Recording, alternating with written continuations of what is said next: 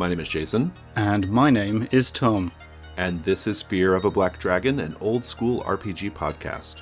And in this episode, the summer's gone and all the roses falling, as we look at Corruption of the Blood God.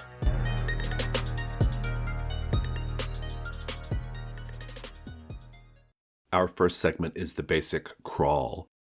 Corruption of the Blood God is a 116-page adventure written by D. Martin Mullen, with art by Sarah Dohan and Ossetti, and published in 2024 by Magic Ring Games. It is designed for monsters, and related games such as Tunnels and Trolls. In a land covered by heather, bogs, mist, and rolling hills, the stone circles watch and whisper. Brave adventurers must learn, why do villagers vanish near the mountains of Sliva Blama? Is this related to recent roadside attacks? And why do some whisper of the god known as Crom Cruach, the Bloody Crescent? Clues can be learned from the old stones in passage tombs, amongst dangerous creatures of Fae and the otherworld, from awakened corpses, and even from the gods of this land. And so, onto the contents. We get an introduction and overview with a hex map of the area for players, and then the GM's intro with what's happening, the backstory about the cult of the Blood God, and a timeline if the PCs don't act to stop what is going on. We then have an overview of main locations in summary, followed by a couple of pages of adventure mechanics covering things like travel and random encounters and so on. Then is the starting the adventure section, and here we are given three main options to choose from. First, it may be presented as a recon mission where the characters are gathering information about what's going on with this sinister cult. Secondly, they could be doing a rescue mission. Malaki the Wise, the druid of a nearby village, has gone missing, and it's up to them to find him and rescue him if at all possible. And finally, there's the fame and fortune option, namely anyone that solves the problems that are going on in the area will be fated as heroes and given gold and other treasures, presumably. We are then presented with goals, challenges, and clues, a more detailed breakdown of how to handle those missions mechanically, and a quest giver in the form of the local druid who will send the PCs on their way looking for the bad guys. We're presented with the main antagonists, and then a section on the creatures of Fairy, the otherworldly beings of the land. That's followed by what's really the main section, the classic GM map and detailed locations, including but by no means limited to the town of Kinkora, where we start, the village of Biora, Roscrea, a market town, the village of Koneti, which is the place from which Malaki the druid has gone missing, a standing stone with an imprisoned sorcerer inside it, a barrow tomb with both treasure and spectral guardians that will mess with you, a fairy ring, don't step inside it, the Blood Cult's mountain retreat that you could perhaps get into and escape from alive, and the Cottage of the Quickened Trees, a dangerous piece of witchcraft. At the end of these main write-ups, we get possible endings, including the unlikely but very possible possibility that the PCs will want to join the sinister cult themselves. That's followed by a raft of appendices, including table of NPCs and their locations, additional NPCs to throw in, additional rumour tables, random encounters for the wilderness, some player handouts, links to music and sounds to be used in the background information, both historic and folklore related, as well as a description of the landscape of this ancient island-inspired setting. We get some pre-generated characters, information about other worlds, such as the realm of the fairies, and an appendix on Irish gods mentioned in this adventure. That's followed by recommended reading, a summary of rules for Monsters, from which you can just about glean enough to run this game, as I discovered in practice, and finally a full-sized map for the players and one for the GM. Let's talk about our bona fides here. I've only read it. Tom, what's your history with Corruption of the Blood God? Okay, so I've run this one as a one-shot using the system that's included in the book, and I also used it as a kind of source book when I was running a session of Dragon Dark, which is the in-development dark fantasy game from Graham Walmsley, the author of Cthulhu Dark and indeed Cosmic Dark. Mm-hmm. However, there's also an interesting backstory of how I acquired this book in the first place, and that's how you and I came to be talking about it, which is that at one of our Saturday gaming meetups in central Hong Kong, During a break in the action, I went up to get a cup of coffee, and as I was waiting for my order, one of the staff came over and said, "Is there someone in your group called Tom?" "Yes, there is. That's me." I said, "Why?" And she said, "Somebody left something for you." And I said, "What?" And she went, "Yeah, a few days ago, this guy came in and he left this package for you." And she went back behind the counter and came up with this a flat cardboard sort of envelope thing, which, yeah, was addressed to me, but like care of One Shot Saturday, but said "Fear of a Black Dragon" in the corner. And I took it to the table, absolutely perplexed. It's like the beginning of a Call of Cthulhu adventure, isn't it? You've sort of received a mysterious book, yeah. Opened it up, and yeah, inside is this thing that says "Corruption of the Blood God" with a pretty metal cover on it.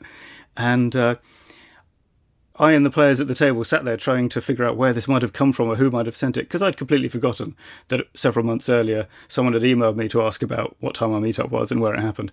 And, right, yeah. and I think if I'd been less perplexed, it would have taken me less than 10 minutes to find the note that's on the inside cover. But here it is, and I will read it to you now. Hi, Tom. Thanks for the tip about the One Shot Saturday in Hong Kong. I'd hoped to be able to join and meet you there, but sadly we arrived too late on Saturday, and then are off to Tokyo before the next weekend. I know you don't have an RPG store in town, so I've brought a copy of a recent adventure I wrote for you to peruse. Hopefully it's of interest. It's my small way of saying thanks to you, Jason, and Rich for your excellent work on the Fear of a Black Dragon podcast. Aww. I hope I get to meet you next time in town, and drop me a line if you're ever passing through Vancouver. Sincerely, Martin Mullen. So there we go. Isn't that nice? That's great. That is very nice. Yeah. That's also really, really good. Oh, it's also the most exciting way I've ever acquired a game book. I wish that it would happen all the time. Do not start mailing me stuff at random people. But yeah, it's pretty good. That is fantastic. Well, let's talk about things we liked about Corruption of the Blood God. I guess I have to be really nice now, don't I? Well, yeah, you have to now, yeah. Yeah, let's get into it. I will kick off, actually, by saying that I found this to be a bit of a tough read. Not because it's badly written, it's not. And it's not because it's a bad adventure, it's not. It's really workmanlike in its presentation, yes. Which I think makes it a much better tool at the table than maybe a book one reads for pleasure, with a couple of caveats, which I'll get into. We've had modules like this before, where it's pretty clearly better in play. Yeah. And so I think that you have a better chance of properly representing what this book is doing. So why don't we start at kind of a high level and talk about the presentation stuff. What are your thoughts on the layout, the art, that kind of thing? Okay, so layout and art, it's mostly, I think there's not too many original pieces in here. A lot of it is public domain art that I recognise from classic editions of the Ulster Cycle and other Irish myths that you see around this, this sort of Victorian or early 20th century illustrated compilations. There are a few bits of custom-made art, but yeah, it's your classic 2-column layout, nice and clean. Locations and characters get red text to call them out. But yes, it's very, I think clean is the word. It has nice little insert maps of each village that you come to, which I think is really nice. I actually wish there was a collection of them at the back. That was a shame that there wasn't, because I couldn't really show it to the players. But overall, it's really well laid out. It's very well cross-referenced as well, because there's lots of connections between, because there's a sinister cult that's operating in different places throughout this whole mini sandbox. It's actually really important that it refers to everything as you encounter it. But I will say you're right that it's a bit of a tough read by itself, because while I was running it, it was fine. And then when I came back to read it again for this podcast, I was like, man, this is... And it's because what I would compare it to is it's like reading a repair manual for something while you don't have the thing in front of you. If you've got your sort of, let's pretend that you and I know how to fix a car. We've got the hood of the car, right? Yeah, exactly. Yeah. You can't quite get to it. But then it's one of those things. It's just the formatting that makes it hard to read. But that's what makes it so useful in play. Yes, so, that was my instinct as I was reading it. I find the layout and the presentation to make this really challenging. It is not working for me. But then, as I got kind of deeper into it, I was like, oh, okay, I get it now. You are meant to be able to navigate to various places and different things and cross-reference things. And it made more sense as I got deeper into the book. There's a lot going on in this 116 pages. Oh, man, there is. I'm convinced you could play this for a year. There's a lot of stuff here. And so the layout is very, very utilitarian, I would say, which, as we've said now several times, makes it less pleasurable to read, but certainly it seems like it's going to be really useful at the table. So hard to dig it on that. I was initially a little turned off by the quite heavy amount of public domain art until I realized that this module is functioning almost like a teaching tool for Irish and Celtic myth. Like, I feel like I was being taught something, or I was learning something about Irish and Celtic myth, and I don't even know if it's like correct. I don't know if like a scholar of such myth would look at this and be appalled or not, but I felt like I was learning something. There's a lot of like call outs to it, you know? Oh yeah. I think you were. It's one of those things where it's not set within a specific Legends setting or anything, but there are lots of, as you said, there are lots of call outs to things that you would recognize, like the sorcerer that's trapped in inside a standing stone. That's, if you get him out, he is a character that appears in various stories, but he's not that guy. It's just like, here's a do you know what I mean? It's sort of like you'll recognize it, but you are in a way learning about the Irish legends, because this is what they're like. This is what they're like lots of sort of peculiar things happening, and fate and magic and all that. Yeah, that does feel like a nice transition into more of the substance of the book. I really appreciated the historical and myth notes that are sidebars in the text, and there's also quite a number of linked media files, so you can go listen to folkloric music and stuff. I actually really appreciated that stuff, and I found myself going down a few rabbit holes of like Irish and Celtic myth as I was going through this. So from that standpoint, I thought it was a really interesting book. I can't say we've ever really covered anything quite like that. Getting into the actual adventure part of it, there are a number of really great set pieces in this. I love a module that has terrific set pieces, and I think there are some really good ones in this one. The Standing Stone set piece, the ghost mourning her husband. There's this one encounter where it's a bunch of heads, weird heads talking. Oh, yeah, the heads. Yeah, the talking heads thing. Yeah, the talking heads. Yeah. There's like a goat man. Like there were some really great set pieces. So yeah, there's a lot of interesting things going on here. But it doesn't feel like a random collection, but I do appreciate how there are lots of these little self-contained set pieces. I'm a big fan of a zoomed out encounter, and actually when I ran this, because I was running it as a one shot, and actually we'll come back to this in a bit, I decided to use the Rescue the Missing Druid mission, because I thought that will fit nicely. It has a defined go here and go here. Almost immediately the players sort of wandered off the track to go and, let's go and look in those woods that people say are a bit spooky. Let's go and end up at a wedding. But actually, because of the way it's set up, you can do those set pieces, and it's not guaranteed that they're going to take an hour, like a D&D 5e combat or something. You know, you show up, you do the thing with the wizard in the Standing Stone, for example.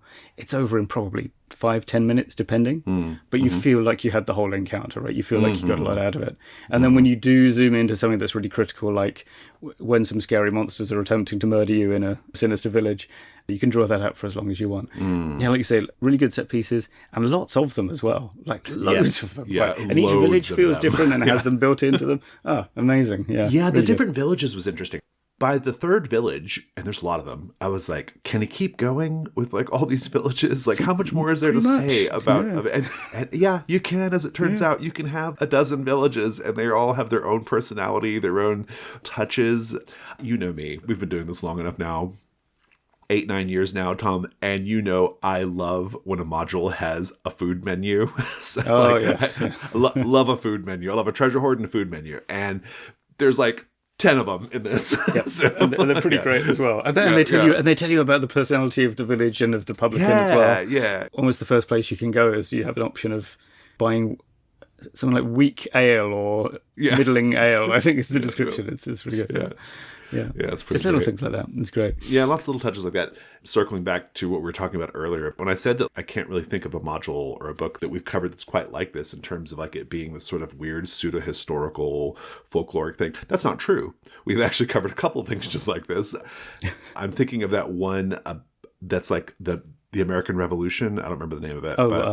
Times That Fry Men's Souls. Times That Fry Men's Souls. Yeah, this is actually kind of similar in that way. Like it almost feels like I didn't connect it because it's less tough or dark in a way, I guess. But the atmosphere is really different. But you're right, it is similar. The atmosphere is different. Yes, this is definitely more of a mist-shrouded mythic thing. But in terms of interpreting the folklore of a region, into a role-playing game. They're kind of similar in that way. Times at Fry is it feels very American folklore, right? Like they really capture that. It's not like a necessarily accurate representation of American folklore, but it feels very American. I would even go so far as to say that weird Kansas City one, maybe even, it's kind of a similar kind of idea, like taking sort of a pseudo-historical approach. Anyway, so lots of great set pieces, lots of good little details. I was surprisingly impressed by all the villages. I didn't think I was going to be. I was like, okay, they're holding up. We got another village, and yeah, it's interesting. I love that every character, and there are hordes of them, every character has a quote. That is terrific. It is great. I use them a lot in play. I love it. It was brilliant. Yeah. It's one of my favorite. It's such good GM support. It is one of the best GM support things you can do to like give every NPC just a single line of dialogue that gives the GM a little peek into that character's mindset or how they think about it. It goes so far. And the great thing here, though, is they're also doing double duty because a lot of them are not just a character note, but there's a bit of the plot in the quote. Like, you'll be wanting to meet the Lord of the Manor there, or something like that. And it's which is great as well because it's terrific. It's easy when you're GMing something like this with lots of characters. It's easy to lose track of what you were supposed to be doing, but it's okay because he's thrown in a reminder in the quote that you're reading right now. So it's great. It's great. Yeah. I've got one more note, then we'll let you finish up yours. I love a Cluricon. I'm a big fan of the Cluricon. I'm not even sure if I'm pronouncing that right. That's one thing. This book is a pronunciation hellscape if you are not from that part of the world or understand Irish. Yeah, that was the players. Really appreciated that the map came with pronunciation guides on it, which was brilliant. I was reading, I was like, oh my God, I'm fucked. How do I get out of I cannot. I have to make sure I don't say the names of anything in this. No, I love a Cluricon. There's actually an encounter in the module. It's almost identical to one that we covered in another episode. I think the Black Worm module. It is. It's the Black Worm of Brandersford, isn't it? Yeah. It's the beer thieving Cluricon in the basement. The thieving Cluricon in the basement with the ale. Yeah. And I got wondering, I didn't look it up, but I got wondering, is that just like what Cluricons do? And so that's the natural thing to have them do? Or was it just like kind of happenstance that these two encounters are like virtually identical with each other, which I thought was really it's the thing they do. They're sort of quite gremlin-y in that respect. Yeah. But, what other things did you want to highlight here? Well, actually, we've talked quite a lot about details. I do want to talk about the adventure as it exists overall. So, firstly, just in terms of what reading or using this book is like, it's really fascinating because if I recall Martin's original email correctly, this is written from a very interesting perspective. So here's a guy who played old school games back in the day when they were new, but he didn't really play D&D, right? He was a Tunnels and Trolls guy, which is that is an interesting perspective. Yeah, exactly. So he went away and he came back and he's like, oh, role-playing games are pretty cool and diverse now.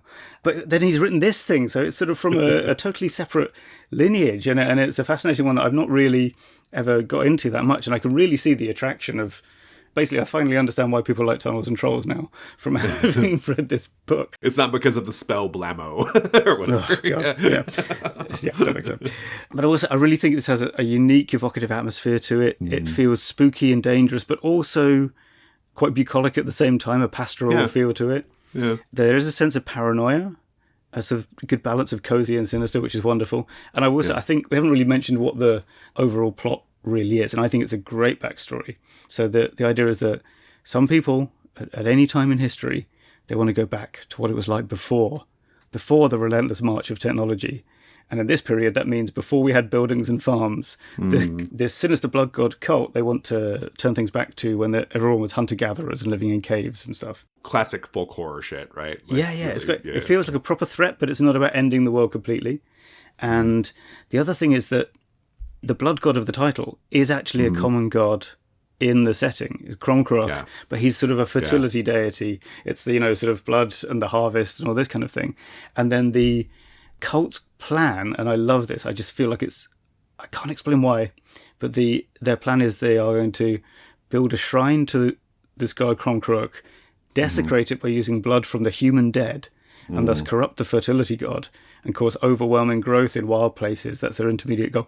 I don't know why, but I find something very, very compelling about that. Sort of folk horror, but it's also something that sounds like it might be written of on some sort of ancient Assyrian tablet or something. You know what I mean? I do know what you mean. What else? More practically, I think they're having those three possible missions to give you different ways to interact with the setting. I think that's great as well. So flexible. So I chose the rescue mission because I think that's for 1 or 2 sessions. I think if you want to do several sessions, you do the info gathering one, and that's quite interesting. It has this list of basically, there are certain entries in the location or character write-ups that say, this is clue number 3, and you've now collected 1 clue when you get it. And then you go to the druid at the end and you say, here's all the information we found. We've got this many clues. And that's sort of how you tell if you've won or not. And then finally, the fame and fortune one is just your indefinite, our campaign is this now. That's a really inventive way to do it. And it takes about, half a page to cover? Yeah. Which, the efficiency is off the charts. Yeah, but so good. I think the final thing I want to mention that I like is just one example of how I think that this adventure takes a lot of... It doesn't try and kind of copy one particular thing from an Irish legend, but really understands like a common theme or something. And that's when you take the rescue mission from the druid, she gives you an item that's for you to use when you finish. Basically, it's your teleport home device. But what it is this... Necklace of the Swans, I think that's the name of it, and you can put it around your neck or up to 5 people, and when you put it around you all and you activate it, and it only works once, that's the classic thing, right? It's not a teleportation spell, it's not a science fiction thing. No, you all turn into swans and fly away, because people in Irish legends are forever turning into swans, sometimes seals, and it's just perfect. And when we did that in the game, because I didn't mention, I said, it's called the Necklace of the Swans. The players didn't think anything of it. And they're like, okay, let's use the magic necklace now. And then as I described, your mind does not go to, we're going to turn into swans. Yeah, and as I described them all turning into swans and flying into the looks of their faces were just, it was wonderful. It was really good. It was really, really great. And I think that's a specific example, I think sums up a lot of the spirit of how it's put together. So that's, good stuff. Fantastic. Well, let's go to questions we had then. My question is maybe like put a pin in it for the expert delve, but I wasn't totally sure whether you're meant to tell the players that this is a capital C clue, because the characters are like gathering these clues in order to essentially learn about the cult. Yeah. So are you meant to like say, oh, and by the way, that was a clue? How did you handle that? I think you probably are, because I think they're not clues as much as they are blocks of information that you're going to bring, but like, here's a fact we've learned.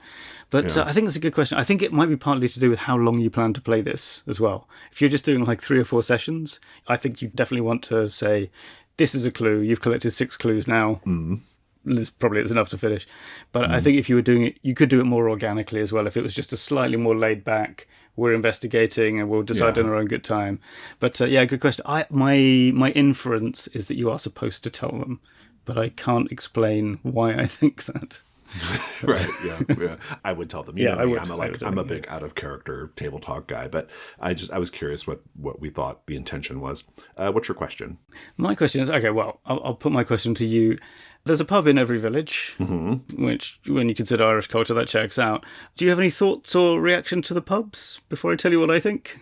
I know what you're going to say because I'm looking at the notes, but I don't know. They didn't stand out to me in any particular way. What are your thoughts?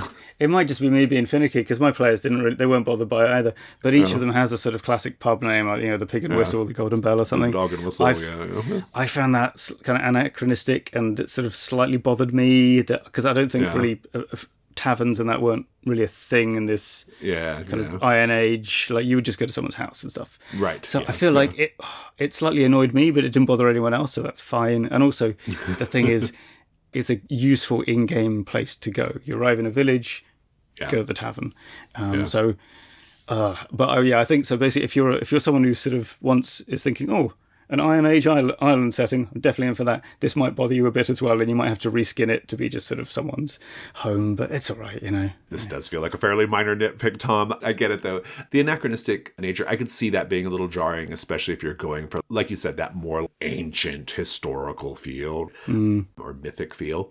The twee names don't bother me at all, because in my research for the Between, I discovered that this is a thing.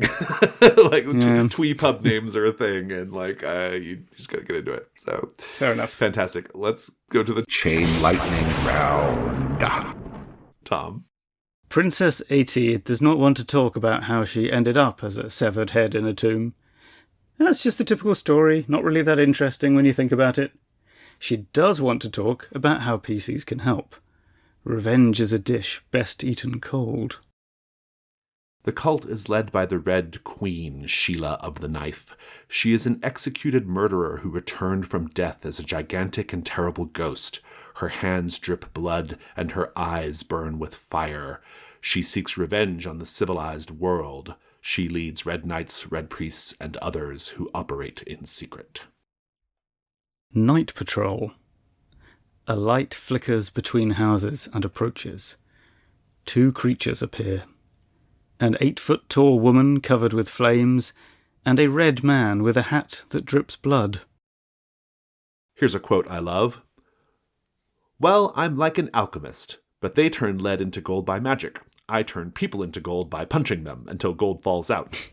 So, do you want to hand it over, or shall I start making my magic?" And in case I'm not clear, by magic, I mean punching. Pretty great quote, right? Come on. That's very good. A cold wind brings a grey fog to obscure the sun. Silently, a black coach emerges from the gloom, pulled by 6 headless black horses. It comes to a stop. The coachman, clad in dark robes, grips the coach reins in his bony right hand and carries his skull in his left. Another quote. "My name's Naganin. I'm here for drink and not the cuisine. If you get between me and the kegs, I'm going to get obscene." Let's go to the expert delve.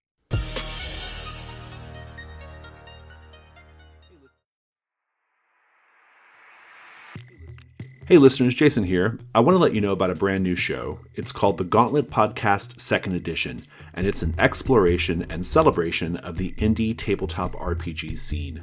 The show is called 2nd Edition because it's a reboot of the old Gauntlet podcast, but also because in this new format, my co-host Wes and I are looking back at a classic indie RPG and then talking about what we would do if we were making a 2nd edition of that game. As of this recording, we've already covered Dance of the Damned, The Sword, the Crown, and the Unspeakable Power, and Dogs in the Vineyard, and we have plenty more in the pipeline. Wes and I will also be chatting with folks both in and outside the Gauntlet community about different gaming-related topics, such as fandom in TTRPGs, the effects of the Satanic Panic in the early 80s and 90s, genre in games, and much more. The Gauntlet Podcast 2nd Edition is a Patreon exclusive.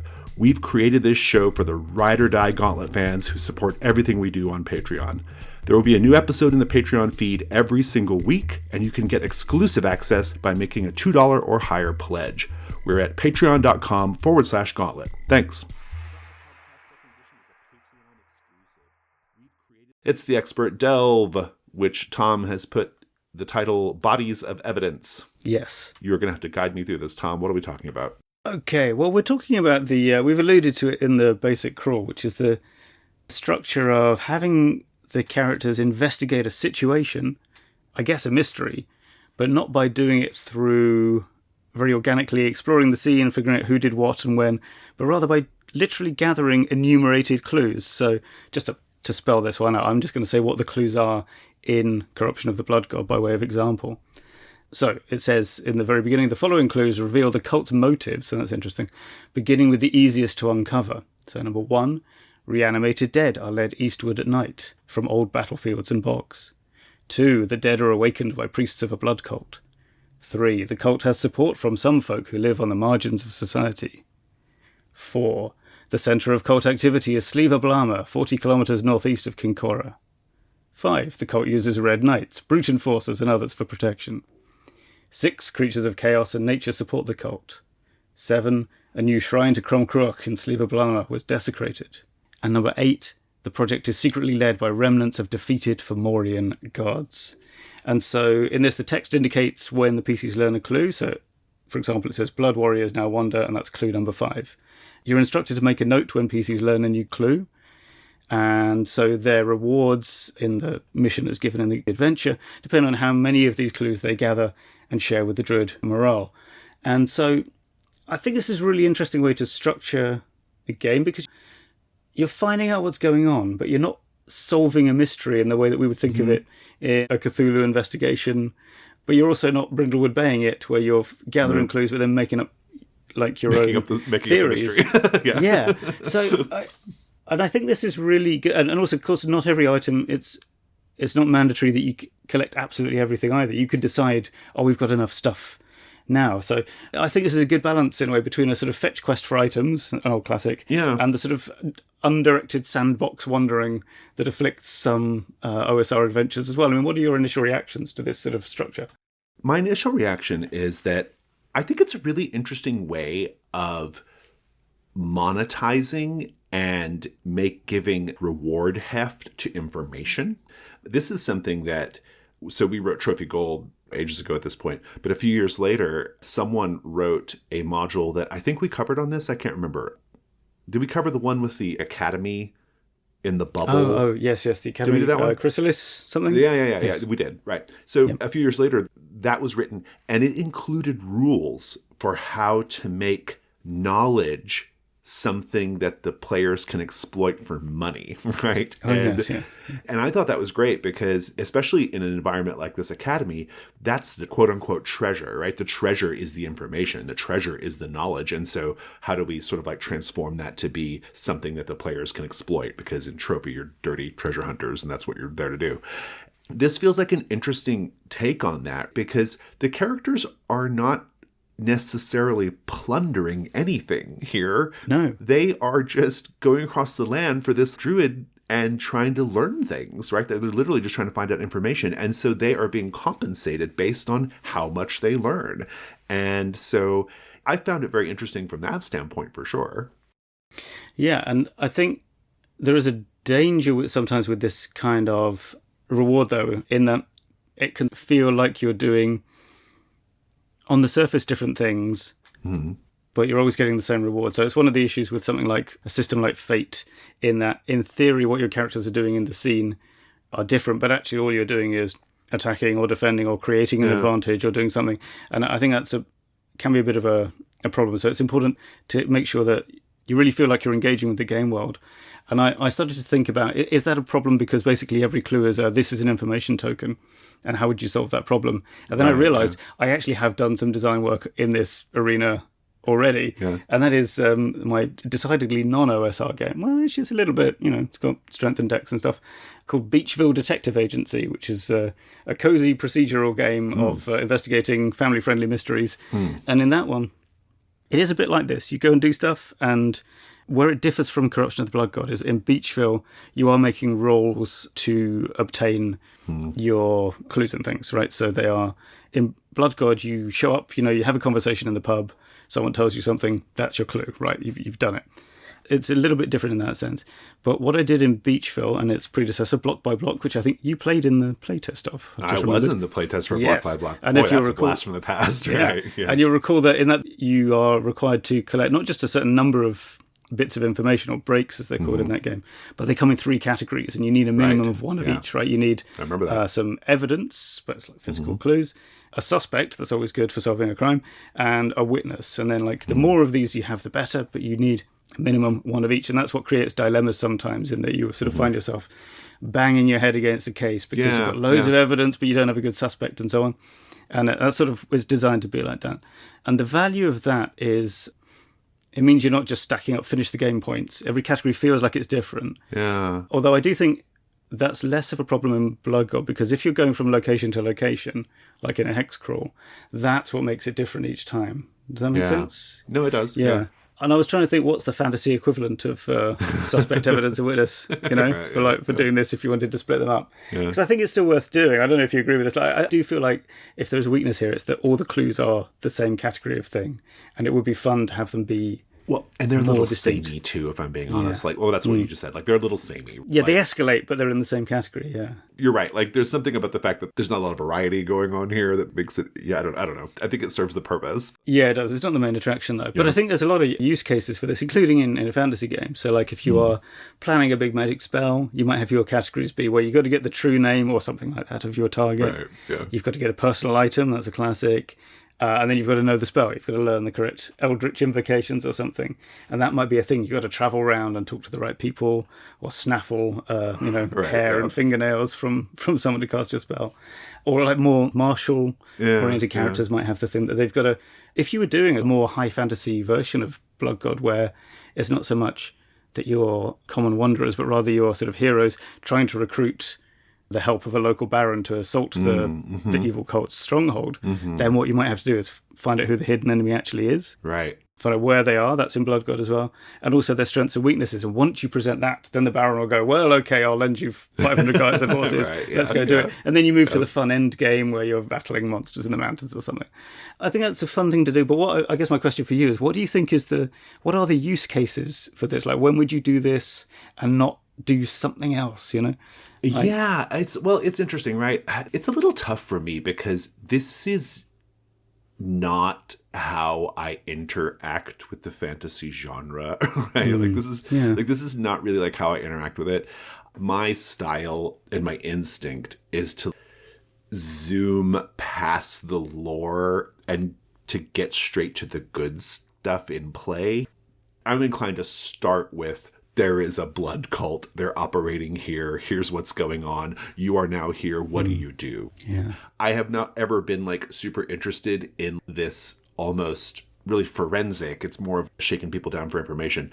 Something about it fundamentally doesn't really get my gears going. No, I know what you mean. Learning but then again, little bits of information, you know? So, but I guess like what I'm interested in when I'm thinking of information gathering in a fantasy context, or like solving a problem or even a mystery in a fantasy context, what I find more interesting is to be the hidden lore of the world. What's the deep lore? And here I'm thinking of like the way the FromSoft games handle the lore of their worlds. It's kind of there, but you have to bring a little bit of your own meaning to it. You find this little tidbit and you have to make some connections, and no one ever tells you if your connections are correct. You have to just ruminate on it. I find that more interesting in a fantasy context than something that's more tracking down something or like a forensic and actually inquiry, maybe that know? is the key, is sort of that sort of optionality. Because what Blood God does well, I think, is that you're on this trail, and that trail leads inexorably to the northeast and into the mountains where the Blood God cult is holed up. But I think as soon as you have an inkling of that's the direction, you could just do it. You could just go, right? You don't need to stop. Well, and I think that's quite, right. Yeah. Yeah, that's good. Yeah. You know, it is leading you somewhere eventually, and it's making you more and more certain. And at a certain point, you'll go, okay, this will do. Let's just go. Maybe that's the key to it, I would suppose. Yeah, I think that might be it. It's so interesting. There's an interesting conversation to be had here, way beyond the scope of this discussion, conversation to be had about design goals and what you're trying to accomplish. And I really do feel like this is something that is like, that takes place at like the game design level. Yeah. I'm not really sure, as a GM at least. Obviously, whenever you're GMing, you're always kind of engaging in game design. But unless the system you're playing or unless the game you're playing has this sort of inquiry in mind, you're going to be constantly butting up against problems. Yeah. I had this issue with Trophy. I've tried for years now to try to introduce like investigation mechanics into Trophy, and they always fall flat because that's not what Trophy wants to be doing. Someone will figure it out, but I don't think it's going to be me because I want to do a certain thing and Trophy's just not set up to do that. And so I think it really just kind of comes down to design goals. And if you're writing a module that wants to be doing this investigation, this tracking people down, you almost have to build like a bespoke little subsystem in your module. Yeah, which Blood God kind of does. Which Blood God kind of does, right? Kind of does. You know, well, but the payday part of it, right? Like I think is the sub module. Although, do you know what I've realized while we're speaking about this now? I think what works in Blood God, although it's by implication, right? Because actually, there is a timeline of what will happen if the PCs don't act, but the players don't really get access to that. But I think they're very much under the things they learn inform them that things are escalating, and if they mess around for too long, something pretty bad is going to happen. And also what works well in Beachville is also time-based, but that's a bit different. It's because you're a private detective, so you're paid by the day. So you kind of want your case to go on as long as possible. But at the same time, if you go on for a long time without progress, your client will get angry and fire you, and you don't want that. So the dilemma then in both of these games is we have this much information now, or we have this much resources. Like it could be something else. It could be like refueling a helicopter. We've got enough gas for the helicopter now, and we need to get moving, and we're not quite sure when it'll be too late. That, I think, is the crux, isn't it? It's that sort of, do we have enough? Do we think we have enough to work on already? That's an interesting dilemma. And you're right, that's totally different from the Trophy dilemma, which is, I'm so far gone at this point, Do I want to turn back or what? Yeah. Yeah, like what's the... And that's a different well, dilemma, but it's kind of in the same... you have to like really serve the needs of a lot of masters here, right? Like the needs of the game you're playing, the needs of your module, the needs of your your play group and the session. Like there's a lot of like interesting considerations. And I always just go back to design goals. And it's like, okay, is this satisfying a particular design goal? I suppose you could say that Martin had in mind the design goal of, I want this to feel like the characters are tracking down. They're moving through the land. Yeah, they're moving around the landscape, and visiting places and meeting people, yeah. There needs to be an incentive for them to gather this key information. And so that's every now and then you check in and get paid. So I get that. So I think that's where you have to start with it. Yeah. What am I hoping to accomplish here? Exactly. What's the function of this? Yeah. If it's just a nice additional mini game, then it will be left by the wayside if it's just additional. Yeah, I'm not sure that there's a one-size-fits-all solution here. There's really not. Yeah. I've given a lot of thought to something that I have inevitably thought about is how do I adapt my own mystery system to a more traditional or like fantasy adventure setup? And it presents all kinds of challenges because I have in my mind like, okay, I want to make a game where it's essentially in concentric circles. You start in this castle, it's a crumbling castle, and there's some kind of mystery here. And we're going to use the Brindlewood Bay mystery system. The adventurers are going to solve the mystery of this castle, and they're going to do it because the players are going to tell me what the mystery is. And then they'll maybe go to the next part of the circle, which is some other thing. And then they're also at the same time gathering clues for this deeper part, this next circle that's like a deeper mystery. And at the very middle of it, issue springs to mind for me. But yeah. And well, that's the thing. You start engaging in this and you start immediately you immediately start being aware of the problems, right? Yeah. Which is, if I'm guessing correctly ahead, it's one of the things is that Brindlewood Bay and the Between, these are set in broadly real world settings where we all have the same shared lore and we understand what might be happening, right? But the fantasy one world, of the problems, that is right? Yeah. That's a big issue, yeah. You don't get to rely on this shared understanding of how the world works. Yeah. If you have a table that knows the tropes of the genre, obviously you can kind of get there. That's one issue. But the bigger issue, really, truly, is what I want my characters to be doing in that game, in that proposed game idea, is I want them to be finding clues and ruminating on the deep lore of the world so that they can ultimately figure out the secret of the tower in the middle of the map or whatever, right? Like that's kind of what I want them to do. But there's all kinds of other things. There's, well, how do we handle fighting monsters? How do we handle resource management? How do we handle all these other things that are part of the fantasy adventure genre? Yeah. I think you have to really think about your design goals, whether as a game designer or just a GM preparing your session, and what's the scope of what you're working with, and then how does all that serve the needs of the game that you're playing. This is really, I could talk about this for hours and I'm trying not to.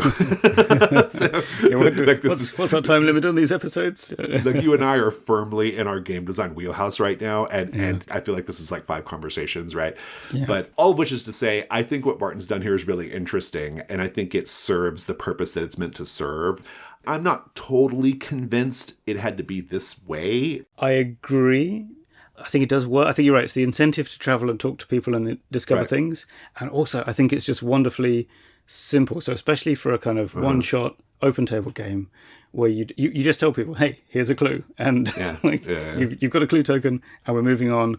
And it's both out of character and in character. But I also think you would have gotten here no matter what, though. I'm not convinced that this clue trail thing is the thing that's making the players move through it. I think one thing it does do that's quite good is it stops people from faffing about, worrying about, the sort of, let's continue to investigate that random old man we saw in the village. It's like, no, this is a clue token, and you didn't get a clue token for that. It's like it's a token that says this is definitely relevant.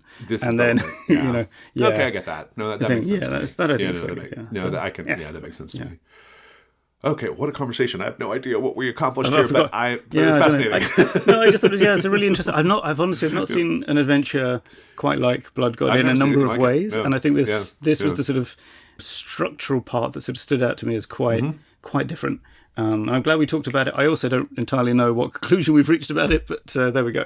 We don't have to. I mean, but I had the same thoughts when I was reading it. I was like, this is interesting, the choice, the design choice that was made here. And like I said, I'm still not 100% convinced of it, but I can see your point at what it's doing and how it functions. Yeah. And there's no harm in it. I can't imagine it detracts in any way from what's going on. Presumably not.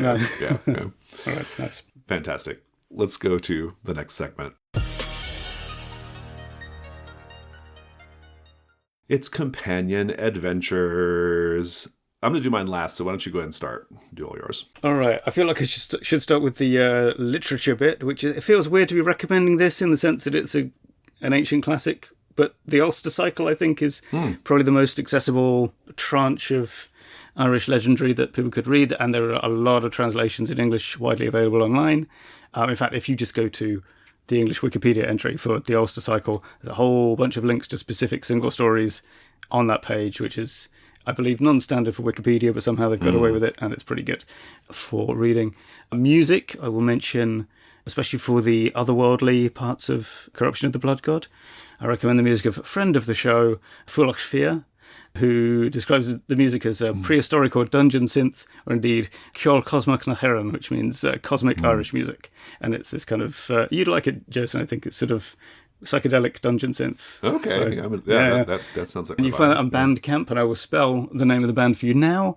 That is FULACHT Well, we'll also put it in the show notes. So. Yeah. Finally, RPG stuff. I think you could drop a bunch of scenarios if you were doing the long-term campaign set in Blood God World. I think Circle of Wolves, which you can find in the Trilemma collection from Michael Prescott, would fit in nicely here. Against the Cult of the Reptile God, wouldn't make it reptiles, but I think that Spooky Village plus Swamp Dungeon is good. And we mentioned it earlier, Blackmoor Brandonsford even has a Chloricon in it. It's got a Chloricon in it, yeah. That's the one. Fantastic. What about you? I just have one recommendation. It's a game that I published a number of years ago called The Madness of Cuchulainn, written by a one Tom McGrenery. It's a ridiculous name. We published this. Gosh, when was it, Tom? It's been ages ago. It's an age. From Codex, isn't it? Was it sort of one or two pages long only? Yeah, it's in Codex Madness, which is still available on drive-thru. You can also get the various zines bundled in different ways. Actually, I've still got some of the hardcover Codex Volume 1 books where the artwork we commissioned from Claudia is on the cover, and it looks It's the illustration of this game, isn't it? It's amazing. Yeah, it is. Yeah, it's really good. I think I've got some of those. So, like, listeners, if you want one, DM me on Discord or something, and I'll try to get one over to you. We'll work it out. I think that's all I got, though. Listeners, Fear of a Black Dragon is a production of The Gauntlet. You can find us on our website, gauntlet-rpg.com, or brendawoodbay.com if you prefer. We're on Blue Sky at Gauntlet RPG, and you can support the show and everything we do in The Gauntlet by going to patreon.com/gauntlet. Tom, thank you so much. Thank you, Jason, and thanks as ever to our arterial editor, Rich Rogers. And thank you, listeners, for listening. Goodbye. Take care.